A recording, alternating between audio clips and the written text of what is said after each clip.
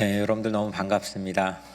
어려운 때이니만큼 건강한 모습으로 또 이렇게 볼 수 있다고 하는 것 자체가 얼마나 감사하고 또 고마운 축복인지 모르겠습니다. 오늘 예배에 온 여러분들 모두에게 하나님께서 주시는 넘치는 사랑과 축복이 함께 있기를 주님의 이름으로 축원합니다.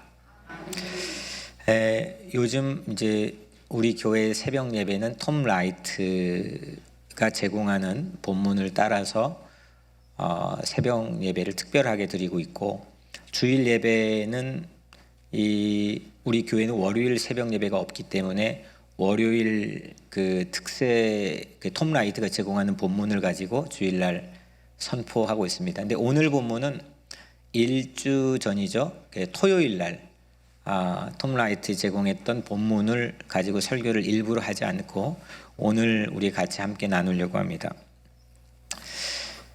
지금으로부터 거의 한 30년 전 일입니다. 제가 학창 시절 신학교에 막 입학했던 그 시절인데, 신학생들이 유독 가난하거든요. 그래서 가난한 신학생들에게 끼니를 해결하는 건 상당히 소중한 일입니다. 그 시골이었던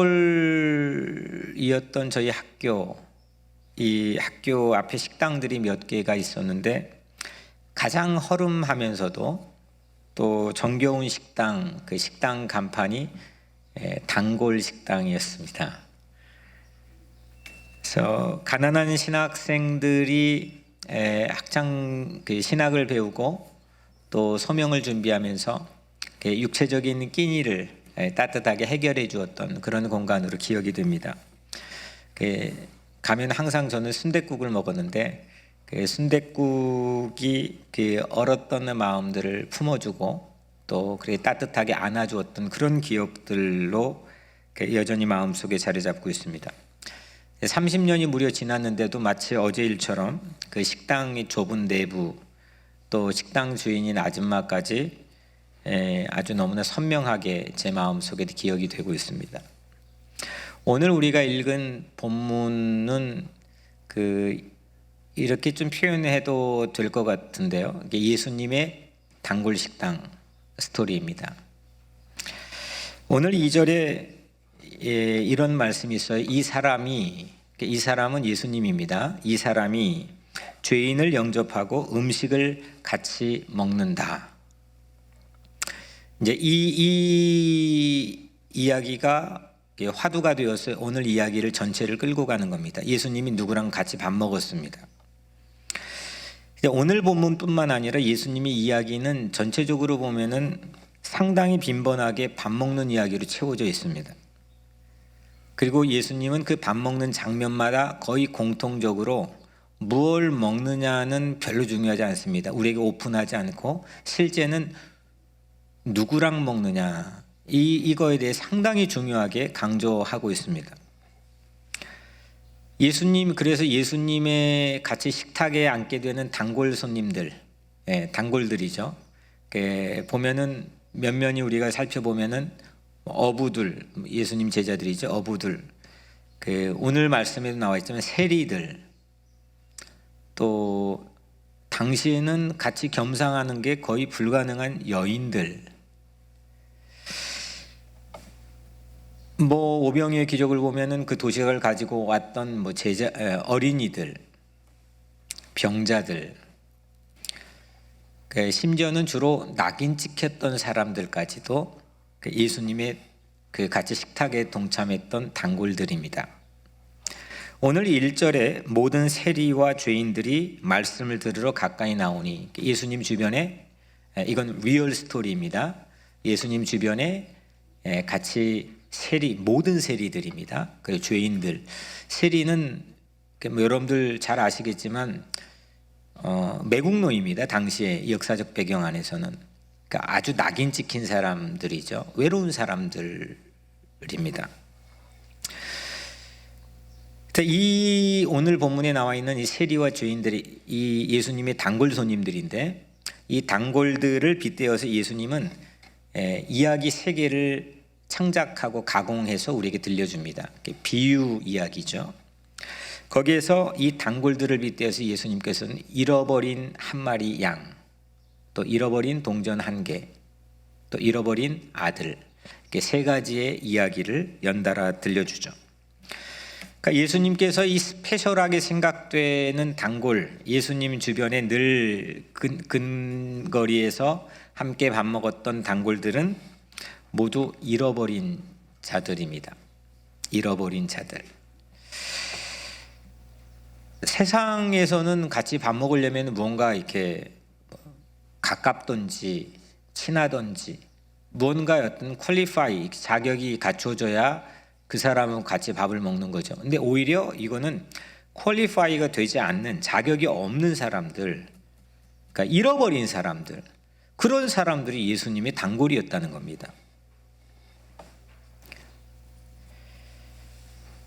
내가 잃어버린 경험이 전혀 없이, 내가 잃어버려진 경험이죠. 내가 잃어버려진 경험, 그런 경험이 전혀 없이 하나님 만난다는 것은 불가능하다 이렇게 할지라도 과언이 아닙니다. 내가 잃어버려진 경험이 있을 때만 하나님 만날 수 있다는 겁니다. 잃어버린 경험을 통해서만 주님을 나의 목자로 모실 수 있다고 하는 게 성경의 증언입니다. 15장의 세 가지 비유마다 같은 문장이 이제 나오죠. 제가 언젠가 설교를 통해서 말씀을 드렸지만은 이 이야기의 그 핵심, 예수님 말씀한 핵심 문장, 핵심 캐치프레이즈는 6절, 9절, 23절에 나와 있는 우리가 함께 즐기자. 그러니까 잃어버린 한 마리 양을 가서 찾았어요. 어깨에 들추어 매고 와서 동네 사람들을 모아서 잔치를 베푸는데 그 주인이 우리가 함께 즐기자.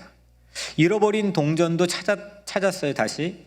그래서 그때 잔치를 베푸는데 우리가 함께 즐기자.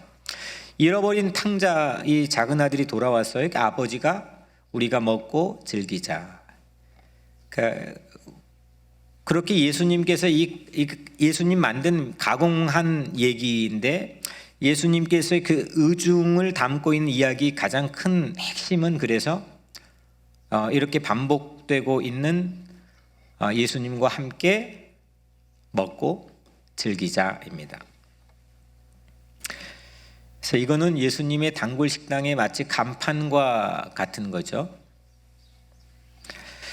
길을 잃어버린 우리를 찾으셨을 때 잔치를 여시고 우리가 함께 먹고 즐기자 하는 예수님의 기쁨, 그 예수님의 기쁨이 여러분들을 향했으면 좋겠습니다. 아멘. 예. 하나님 앞에 누구도 잃어버리지 않는 자가 없습니다. 나는 오늘 교회에서 예배드리고 있는데요, 나는 늘 주님의 품 안에 있는데요. 하지만 우리의 신앙인으로서의 존재의 정체성은 나는 잃어버려졌던 존재라는 겁니다. 그래서 다시 찾아졌던 존재라는 겁니다. 이게 우리는 은혜라고 하죠.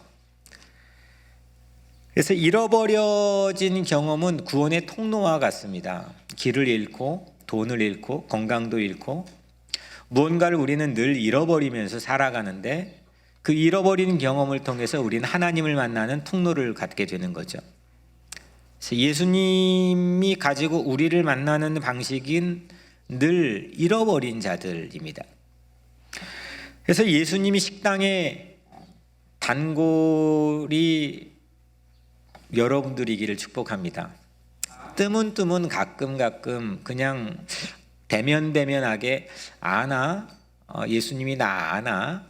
늘 이렇게 눈치를 살펴야 되는 그런 멋쩍은 그런 존재가 아니라 늘 예수님이 나랑 같이 밥 먹고 싶고 함께 나누고 싶고 함께 먹고 즐기고 싶은 단골.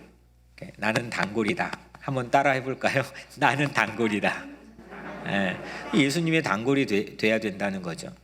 그래서 우리 교회는 그 단골들이 함께, 예수님의 단골들이 함께 모이는 공동체, 예수님의 식당이 우리 교회가 되어야 되겠죠. 이 단골의 성경에서 얘기하고 있는 가장 상징적인 인물 한 사람이 있는데, 성경에는 그런 말은 없지만 탕자, 성경은 둘째 아들, 동생 뭐 이렇게 호칭을 붙이고 있지만, 여튼 우리에게 익숙한 탕자는 정말 예수님의 단골의 상징적인 인물이죠. 이 이야기, 이 탕자에 관한 이야기를 우리가 잠깐 되짚어 보면, 아버지가 아직 안 죽었잖아요. 아버지가 돌아가셔야 가서 유산을 상속받아서 그를 나의 재산으로 삼을 수 있는데, 아버지가 멀쩡하게 살아있는데 가서 미리 나한테 유산을 달라는 겁니다. 이 작은 아들이, 이 차남이. 그래서 그 유산을 받아가지고 먼 나라에 갔습니다. 타국에 가서 그거를 방탕하게 다 써버리고 거지가 됐죠. 거기다가 엎친 데 덮친 격으로 흉년까지 왔습니다. 먹을 게 없었습니다. 이 차남은 타국에서 일감을 다행히도 얻었는데, 하필 그 일감이 뭐였죠? 돼지를 치는 일이었습니다. 근데 여러분들, 유대인들에게는요, 돼지를 먹을 수 있을까요, 없을까요? 못 먹죠. 먹으면은 안 돼요. 그리고 그럼 돼지를 기르는 집이 이스라엘 땅에 있을까요, 없을까요? 돼지를 기를 수도 없어요. 하나도 없어요. 지금도 없어요. 예수님께서 귀신을 쫓아내서 2,000마리 돼지떼에게 가게에서 비탈로 내려가 몰살하게 했던 그 장면은 유대 땅에서 있었던 일이 아니고, 갈릴리 호수의 동편에 있는 데카폴리스라는 10개의 도시, 데카는 10이란 뜻인데 우리 한글 성경엔 데가볼리죠. 거기에서 있었던 이방 땅에, 아주 드문, 예수님에게 이방 땅까지 가서 사역했던 매우 드문 일인데, 거기 가서 있었던 일입니다. 돼지를 먹어서도 안 되고요. 그래서 로마 제국이나 이민족들이 침입해서 가장 먼저 하는 일들 몇 가지 중에 하나가, 이제 돼지 막 우상을 만들어 놓고 돼지 고기를 막 하고, 그래서 그들의 정신과 이 신앙을 말살하는 그런 정책들을 상당히 많이 폈습니다. 지금도 유대인들은 돼지고기를 먹지 않죠.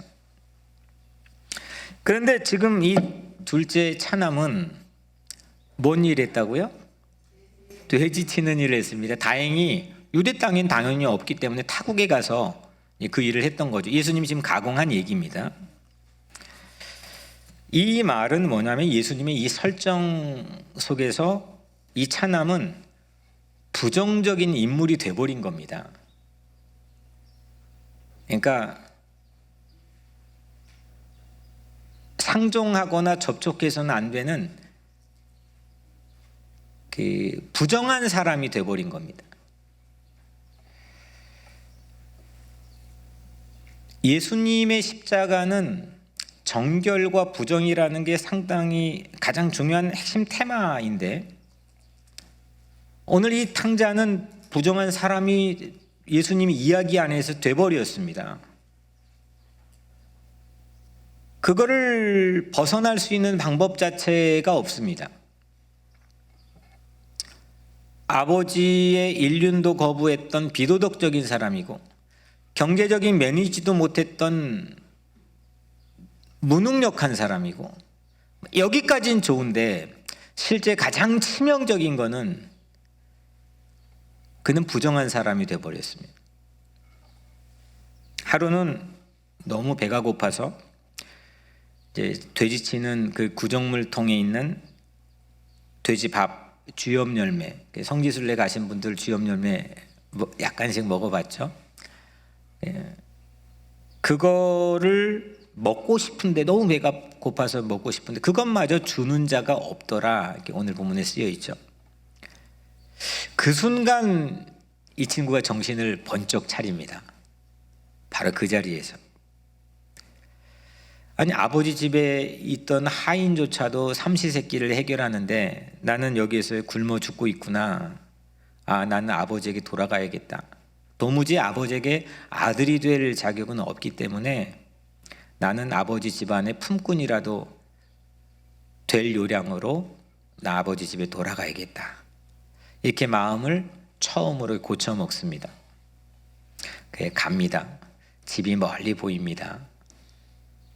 근데 아버지가 차남을 먼저 봤습니다. 그리고 아버지가 달려갑니다. 그 아들을 끌어안습니다. 입을 맞춥니다.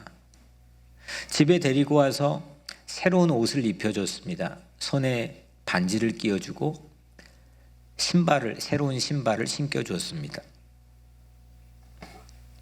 그리고 최고 사료로 키웠던 이 암송아지를 잡아 스테이크를 구워서 먹여줍니다. 분명히 돼지치던 부정한 사람이 돼버린 차남인데, 유대인에게는 암송아지는 희생제, 번제에서 최고급입니다. 그러니까 그 유대인에게 최고급 희생 번제로 이 부정한 사람에게 잔치를 열어준다는 것은 이치에 맞지 않는 겁니다. 이 문학적 구조 안에서 예수님께서 그 스토리를 만드신 거죠. 그러니까 유대인의 상식 안에서는, 유대인의 이 고정관념 안에서는 불가능한 얘기 두 개가 같이 얽혀 있는 거죠. 여기까지는 전 세계적으로 유명한 얘기입니다. 여러분들도 아마 많이 들으셨을 거고 잘 아는 얘기입니다. 예수님 안 믿는 사람들조차도 아는 얘기죠. 방탕했다가 부정해져서 돌아온 일명 탕자는 그 이후에 미술, 음악, 문학 각계 많은 분야의 독보적 슈퍼스타가 됩니다. 오늘 말씀대로 하자면 예수님이 식당에 아주 VIP 단골이 되는 거죠. 그 아버지가 그 아들을 대해줬던 그 관대한 따뜻함, 그 용서해 주시는 그 헤아릴 수 없는 사랑, 그런 사랑으로 정말 많은 이 땅의 이야기를 통해서 부딪혔던 사람들이 새로운 삶에 대한 용기를 얻고 또 하나님께로 돌아오고 또 새로운 삶을 시작하게 된 계기를 이 이야기가 만들어 줬죠. 우리도 예수님에게 이렇게 잃어버려졌다가 다시 찾은 그런 예수님의 단골, 예수님의 VIP가 우리가 되었으면 좋겠습니다. 그래서 건강 잃고, 의욕 잃고, 삶의 목표 잃고, 길 잃고, 사람 잃고, 돈 잃고, 심지어 나조차도 잃어버려져서 어디에 몸짝 붙이고 비빌언덕으로 살아가야 될지 막막한 우리 각자의 삶에 예수님께서 우리와 함께하는 예수 식당의 단골, 그게 오늘 여러분들이라고 선포하며 축복합니다. 근데 탕자 이야기가 여기서 끝난가요? 익숙한 우리가 들어왔던 부분들은 여기까지인데 오늘 탕자 얘기는 여기서 끝나지가 않죠. 계속 이어집니다. 이 앞부분은 우리가 지금까지 본 거는 차남에 관한 얘기인데 그 뒤에는 장남에 관한 얘기죠. 사실은 이 장남에 대한 이야기는 많이 하지 않습니다. 그리고 성경을 읽긴 하지만 그 이야기를 가지고 여러분들이 많이 듣거나 묵상할 소재로 삼지도 않습니다. 근데 오히려 이 이야기가 오늘 예수님이 하고자 하는 이 이야기를 만들어내신 이유입니다. 왜냐하면 예수님 만드신 이 비유의 이야기인데 이걸 누군가에게 들려주려고 했을 거란 말이에요. 그 들어야만 될 오디언스의 청중이 차남이 아니라 장남이기 때문입니다. 오늘 2절에 바리새인과 서기관들이 수군거려 이르되 이 사람이 죄인을 영접하고 음식을 같이 먹는다 하더라. 그러니까 1절에서 분명히 모든 세리와 죄인들이 예수님께 말씀 들으러 가까이 왔어요. 그래서 예수님하고 아마 밥을 먹었나 봐요. 근데 이 밥 먹는 장면을 보고 바리새파 사람들, 서기관들은 좀 쉽게 말하면 영어 성경이 율법학자입니다.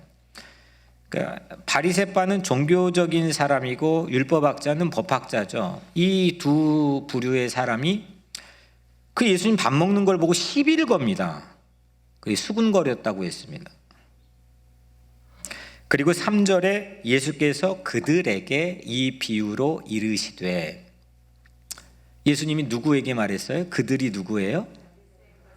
이 그들은 세리와 죄인들이 아니에요. 이 그들은 이 지금 식탁 가지고 시비를 걸고 있는, 투덜거리고 불평하고 있는 바리새파 사람들하고 서기관들이에요. 그러니까 이 비유에 잃은 양 비유, 그 다음에 잃은 드라크마 비유, 잃은 탕자의 비유, 이 세 가지 연달아 숨도 안 고르고 지금 예수님만 하신 이 이야기는 세리와 죄인들, 그러니까 탕자들이라고 한 얘기가 아니고 큰아들, 이 장남이 들어야 될 얘기로 하고 있는 거죠. 그러니까 오늘 24절까지 차남에 관한 이 너무 감동적인 이 진짜 드라마 같은 이야기를 읽는 걸 넘어서서 장남에 관한 이야기까지 우리는 분명히 끌고 가야 되는 거죠. 여튼 이 그들, 바리새인과 서기관들을 빗대고 있는 사람이 누구죠? 장남, 큰아들입니다.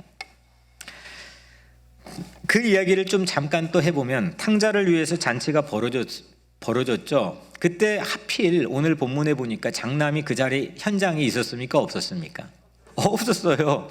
밭에 나갔다 했어요. 밭에 일하고 있었나 보죠. 이제 자기 일 다 끝내고 집으로 돌아옵니다. 집에 이렇게 가까이 오니까 소리가 들려요. 풍류와 춤추는 소리를 듣습니다. 이게 뭐지? 예고 없던 일이잖아. 하인을 불러서 자초지종을 물었습니다. 당신 동생이 돌아와서 지금 아버지가 정말 큰 성대한 잔치를 베풀고 있어.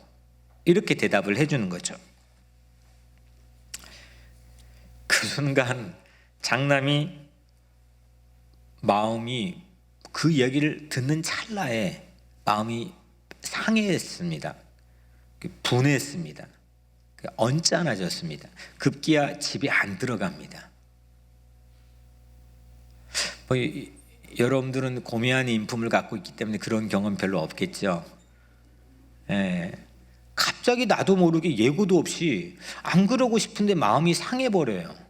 언짢아져요. 나도 좀 억제하고 싶은데 분이 일어나요. 그래서 무언가에 가야 될, 분명히 조인해야 되는데 조인하고 싶지가 않아요. 이런 순간이 다발적으로 우리 각자의 삶이 일어나지 않습니까? 특히나 대면을 하지 못하는 팬데믹 상황에서는 정말 우리에겐 계속해서 공격하는 지점이기도 합니다. 근데 누가 불행한지 한번 봅시다. 그래서 이 상황을 아빠가 알았나 봐요. 아빠가 밖에 나왔어요. 그래서 아빠가 달랬어요. 달랬으면 기회잖아요. 그냥 마지못해 그래요 하고 따라가면 되는 건데, 이 큰아들이 어떻게 했어요? 도리어 아빠를 훈계합니다. 제가 읽어볼게요. 29절 30절. 내가 여러 해 아버지를 섬겨 명을 어김이 없거늘 내게는 염소 새끼라도 주어 나와 내 벗으로 즐기게 하신 일이 없더니 아버지의 살림을 갖다가 창녀들과 함께 삼켜버린 이 아들이 돌아오매 이를 위하여 살진 송아지를 잡으셨나이다. 어떻게 이럴 수 있습니까? 너무 화가 납니다. 이런 식이겠죠. 아버지 지금 잘못하고 있는 겁니다. 나는 지금 차남보다 이 차남보다 이 분명한 도덕적 우월감이 있는 것도 아버지 아시지 않습니까? 이게 정말 이건 형평성이 맞지 않는 겁니다. 어떻게 이럴 수 있습니까? 이렇게 지금 따지는 거죠. 참 보면 이게 이번에 저도 보니까 명칭도 그 장남의 명칭도 거칠어집니다. 마음이 상하니까 말하는 것도 거칠어진데 보면 아버지가 분명히 네 동생이라고 그랬거든요. 네 동생이 이렇게 이렇다가 이렇게 왔다 이제 했는데 장남은 뭐라고 그래요? 이 아들이라고 한다면 이 아들이 돌아오매 이를 위하여 살진 송아지를 잡으셨나이까 했단 말이에요. 아니 네 동생이 왔다 했는데 이 아들이라고 하면 뭐예요? 아버지하고 관계가 있는 거지 나랑 관계가 없는 거예요. 이게 이 대상 자체에 대해 바라보는 이게 완전 마음이 확 상해버린 거죠. 아버지가 이렇게 말합니다. 31절 오늘 마지막 32절에 아버지가 이르되 예 너는 항상 나와 함께 있으니 네 것이 다 내 것이로되 이 내 동생은 죽었다가 살아났으며 내가 잃었다가 얻었기로 우리가 즐거워하고 기뻐하는 것이 마땅하다 하니라. 이게 마땅하다는 거죠. 내 지금 잃었다가 다시 찾았는데 내가 기뻐하고 즐거워하는 게 마땅하지 않냐. 그러니까 역시 아버지의 단골은 잃어버린 탕자인 거죠. 근데 장남은 그 단골에 못마땅한 겁니다. 급기야니 장남이 잔치를 거부했죠. 그래서 나는 보이콧합니다. 이게 잔치 들어갈 수 없습니다. 잔치 보이콧합니다. 그러면 여러분들 좀 더 면밀하게 본문 안에서 왜 잔치를 거부했는지 이유를 한번 찾아볼까요? 뭐 대충 짐작은 두리뭉실하게 여러분들이 감은 잡고 있겠지만 그게 정확한지 한번 봅시다. 왜 이 작자가 이 형이 이 동생을 두고 지금 집안 잔치가 벌어진 걸 보이콧했을까요? 먼저 첫 번째 돈 때문입니다.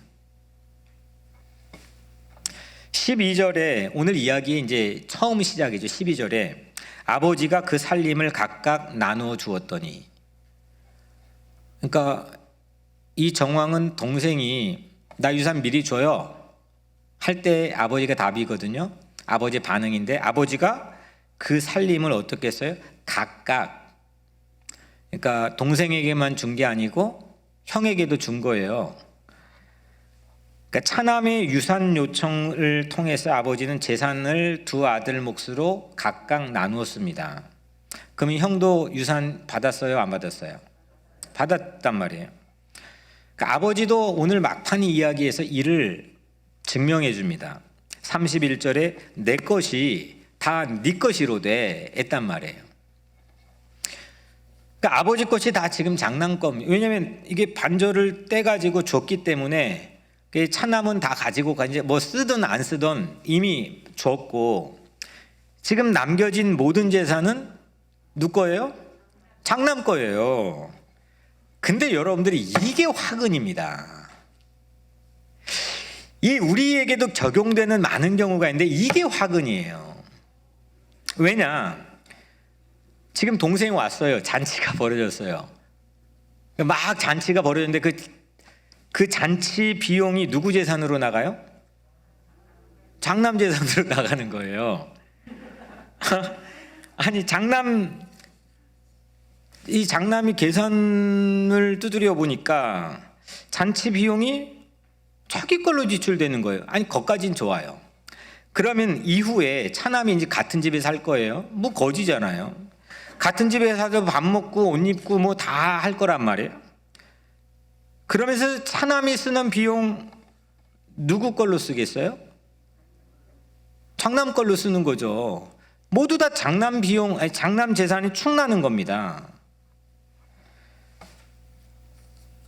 이게 오늘 이 말씀 안에서 이 바리새파 사람들과 율법학자들이 가지고 있는 의도와 맞물려서 이 결정적 이유입니다.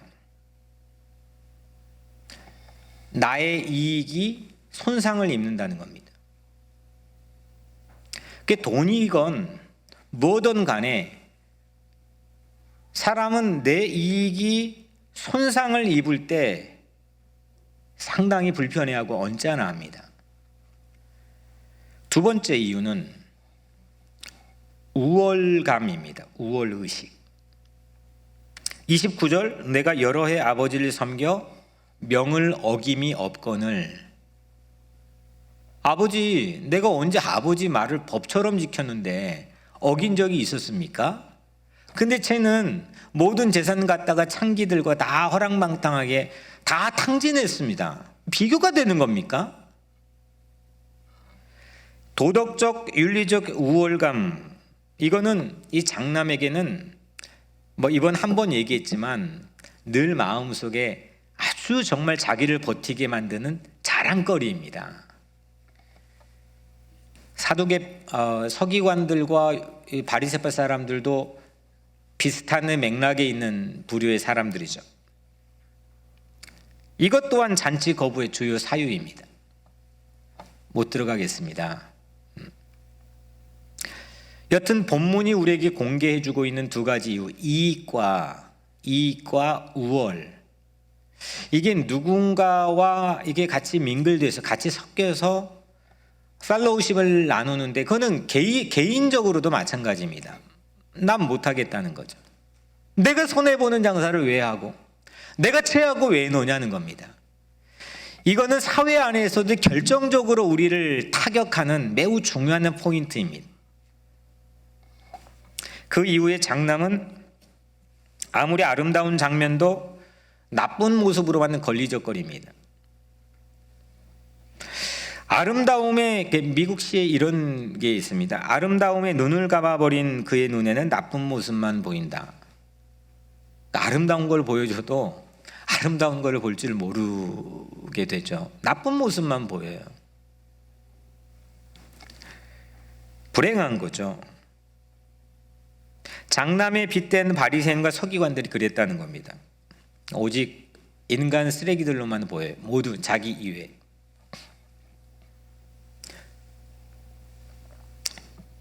참 예수님 이야기 참 잘 만드셨다는 거는 궁금하지 않습니까? 그 이후에 이 큰아들과 작은아들이 어떻게 살았을지, 화해했을지, 그래도 그냥 아버지 덕에 그냥 이렇게 잘 이렇게 살았을지, 아니면 끝까지 뭐 어떤 사단이 났을지 좀 궁금하지 않습니까? 별로 안 궁금해요?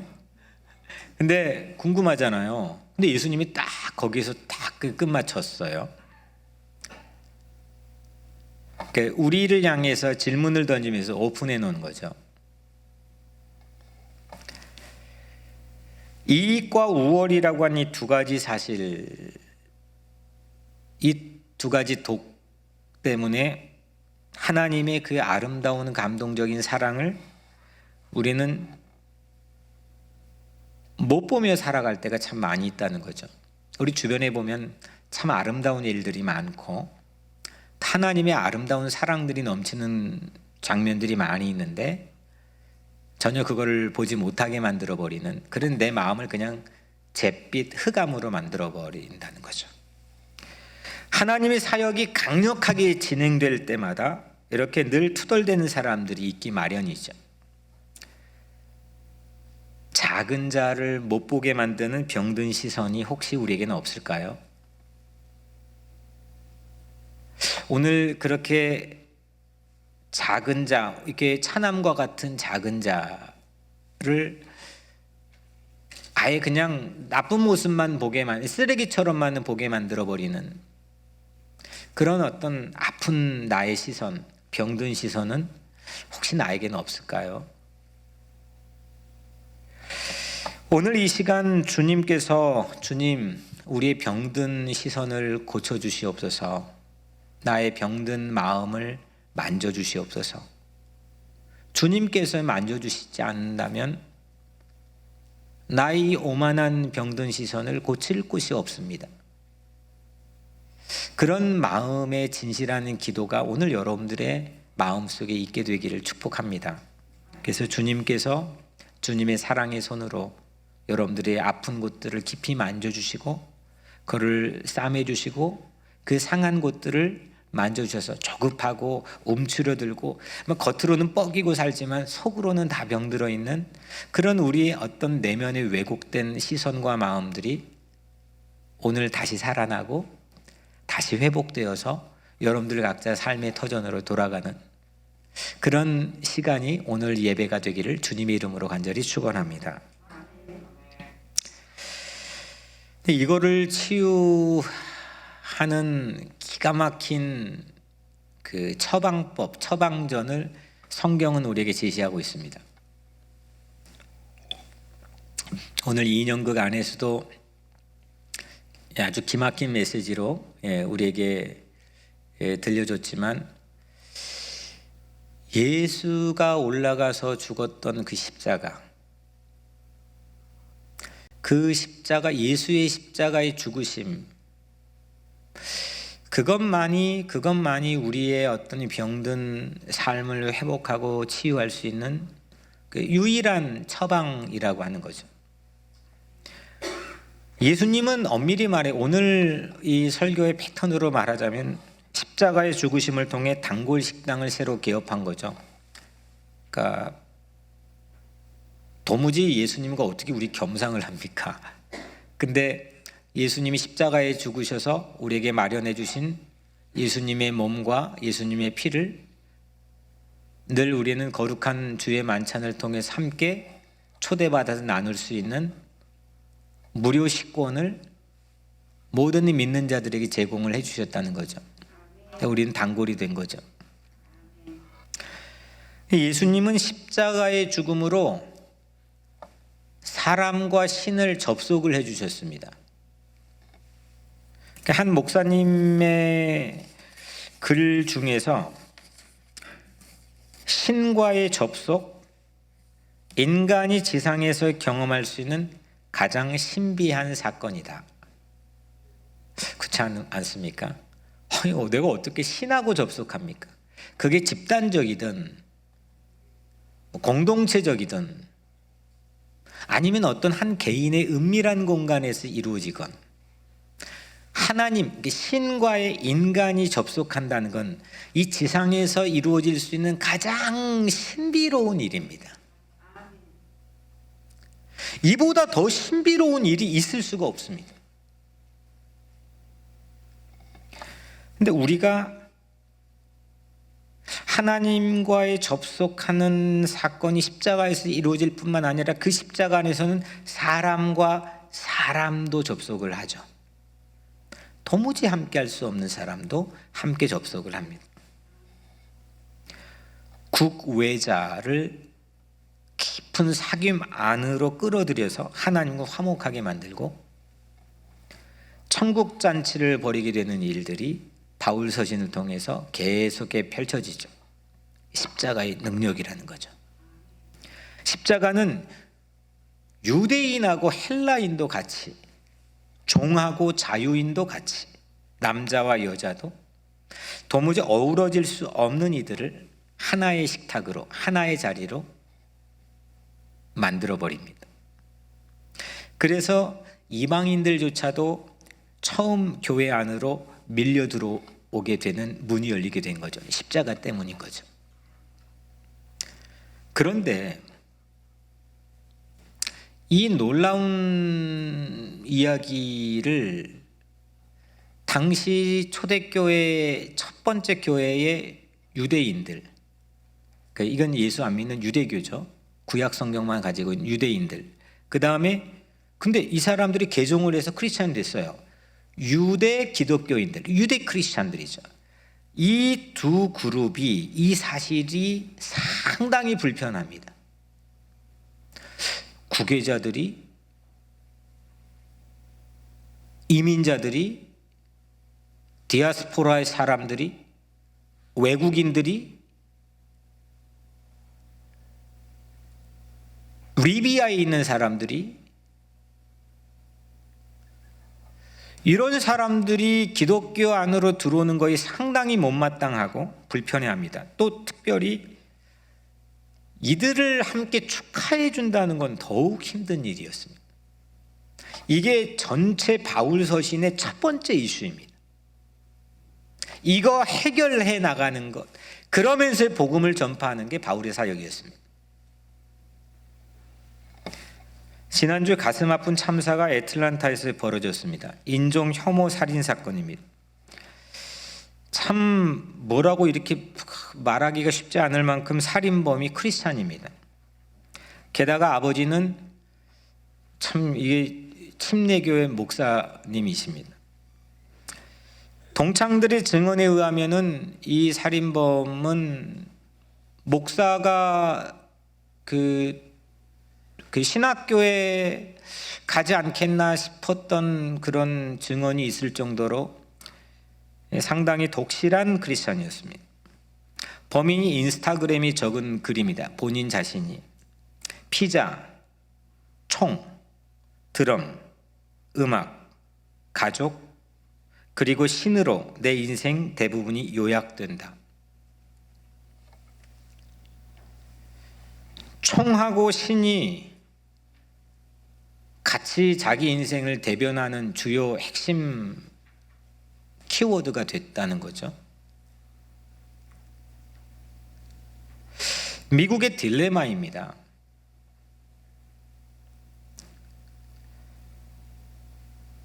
신앙이 자칫 자기 겉멋에 지나지 않는 것 아닐까 생각해 봅니다.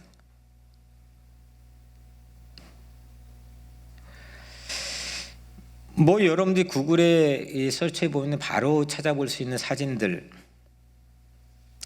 이 미국 땅에서 흑인들을 나무에 목매달고 불태워 죽이고 그 주변에 제가 아는 로망 칼라를 입은 성직자들과 정장 차림으로 환하게 웃던 백인 기독교인들이 있는 장면 손쉽게 사진으로 찾을 수 있습니다. 대표적인 인종 혐오 집단인 KKK 대부분은 크리스찬입니다. 물론 그렇지 않는 정말 이 땅에 하나님의 심판을 유보하며 버티게 만들고 있는 의인 10명들이 참 많이 있다고 저는 생각합니다. 그들의 희망을 걸고 있습니다.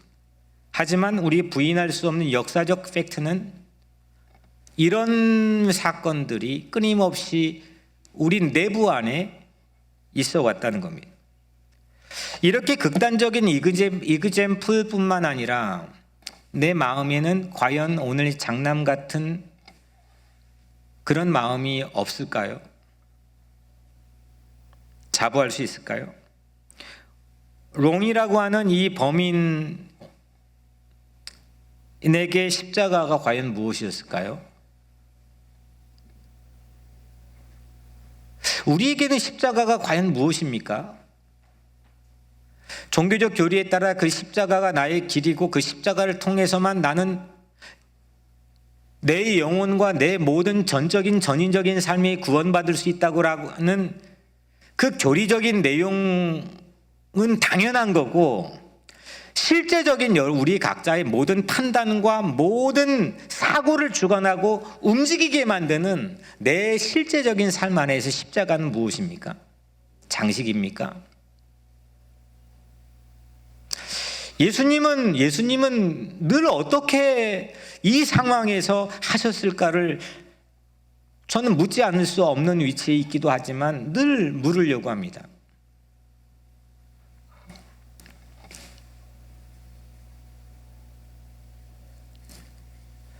아버지 곁에 머물었던 장남처럼 이익과 우월이 우리 안에서 독이 되고 있지는 않을까요? 예수님의 십자가로 인간이 신과 접속이 되고 사람과 사람이 접속이 되는 이 신비로움이 과연 우리 안에서 여전히 일어나고 있습니까? 신과의 접속만 이루어지고 사람과 사람은 매우 내가 재단해 놓은 범위 내에서만 이루어지고 있다고 하는 생각은 결국 신과의 접속도 꽝이라는 것과 다른 바 없다고 저는 확신합니다. 그 예수님이 그렇게 말씀을 했거든요. 우리는 이 이익과 우월이라고 하는 이 장남이 빠졌던 함정에 빠지지 않도록 그렇게 주님께서 여러분들을 지켜주시도록, 혹시 빠졌다면 오늘 여러분들의 손을 붙잡아 빠져나올 수 있도록 주님께서 우리를 긍휼히 여겨주시도록 여러분들을 축원합니다. 장남이 좋은 것 같지만 오늘 예수님께서 우리에게 들려주신 이야기에 근거하면 늘 예수님이 하시는 일에 함께 동참할 수 있는 마음이 안 됩니다. 내가 알고 있는 것, 내가 배워왔던 것, 내게 익숙했던 것, 이 율법학자들과 바리새인들 다 있었던 겁니다. 근데 그걸 다 전복하고 뒤집어 엎지 않으면 예수님이 하시는 일에 대한 눈이 떠질 수가 없었던 거죠. 저도 마찬가지고 우리 모두가 마찬가지라는 거. 심지어는 예수님조차도 죽었다가 살아났습니다. 예수님 어디 있지? 무덤에 있습니다. 예수님도 우리 대신에 잃어버린 자리에 섰고 그러다가 다시 3일 만에 다시 찾아졌습니다. 그리고 나서 예수님은 우린 잃어버린 우리 각자 자신을 찾아서 우리를 단골로 삼아 주셨습니다. 우리는 그래서 세상 죄를 지고 가는 어린 양 예수 그리스도를 확실하게 믿습니다. 그분이 우리의 길과 진리요 생명이라는 이 놀라운 진리를 확실히 믿습니다. 예수님은 가장 강한 하나님이신데, 그보다 강한 게 없는 분이신데, 그 하늘 보좌를 다 버리고 이 땅에 가장 천하고 연약한 약한 고리의 모습을 가지고 십자가에 올라 희생양이 되심으로 모든 이 땅의 죄의 사슬과 사망의 사슬과 폭력의 악순환을 끊을 지점을 마련해 줬습니다. 이제는 우리의 선택입니다. 그걸 정말 믿느냐? 확실히 믿느냐? 신뢰하느냐? 그 지점에 함께서 주님의 일을 같이 동참할 의향이 있느냐? 우리는 물어야 됩니다. 팬데믹의 상황에서, 분노가 난무하는 세상에서, 화가 나는 세상에서,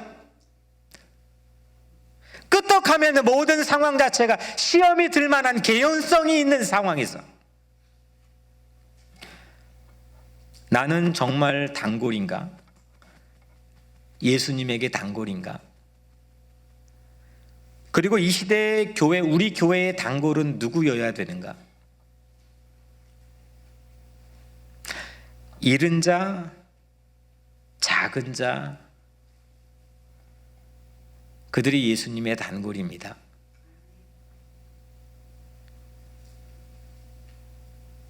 내가 나를 잘 아는 것 같지만 나를 가장 잘 모르는 사람이 나일 수 있다고 하는 게, 교회 바깥의 소크라테스도 2400년 동안 지금 철학을 주름잡는 하나의 캐치프레이즈로 사용되고 있고, 예수님조차도 우리 각자가 주님 앞에서 회개하지 않으면, 우리 각자를 바라보고 나를 알지 못하면, 나를 깨닫지 못하면 하나님 나라에 합당하지 못하다고 말씀해 주셨습니다.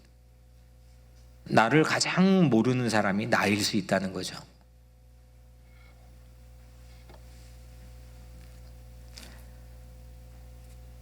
이렇게 잃어버린 자, 작은 자를 VIP로 모실 수 있는 그런 교회가 예수님의 교회가 되려면 내가 먼저 탕자임을 깨달아야 되는 겸손함이 필요하다는 거죠.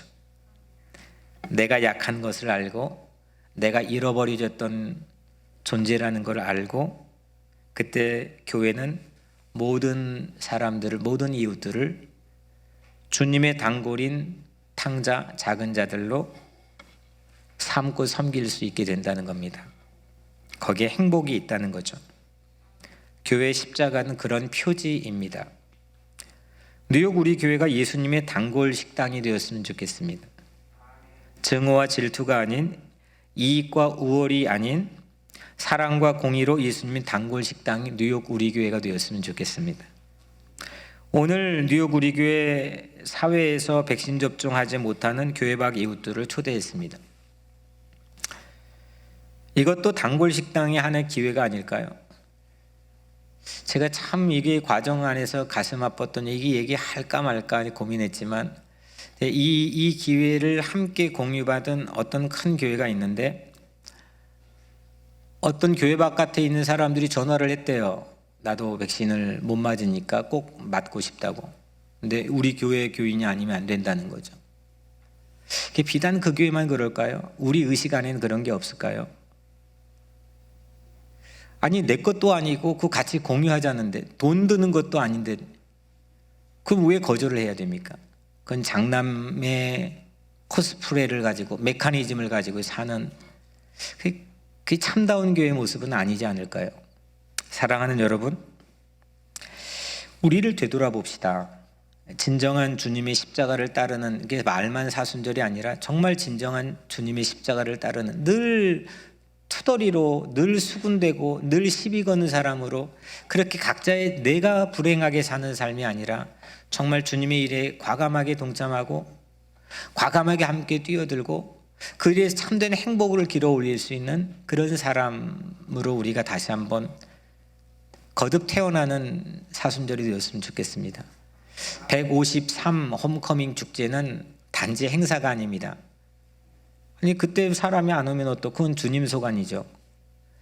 이 기간 동안 이렇게 우리의 죽었던, 무너졌던 진정한 스피릿, 이 찬함을 통해서 예수님께 단골 삼아주시는 이 새로운 살리는 스피릿이 내 안에서 회복되는 기간이 홈커밍 축제에 담긴 진정한 의미입니다.